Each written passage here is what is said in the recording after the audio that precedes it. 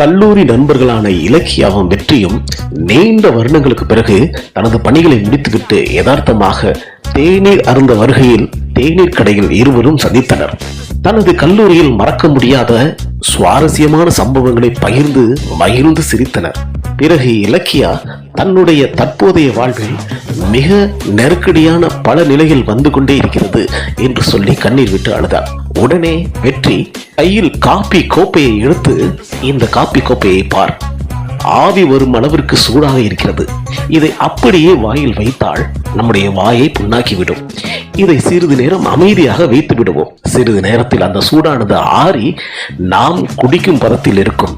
அப்பொழுது காப்பியின் சுவையை நாம் சுவைத்து மகிழலாம். அதுபோலதான் வாழ்க்கையில் முதலில் பல பிரச்சனைகள் வரதான் செய்யும். வரும் பொழுது அமைதியாக விட்டு விடுவோம். நமக்கு அமைதியான வாழ்வு வேண்டும் என்றால் அமைதியாக இருப்பதுதான் நல்லது. பிறகு நமக்கே ஒரு தெளிவு கிடைக்கும்.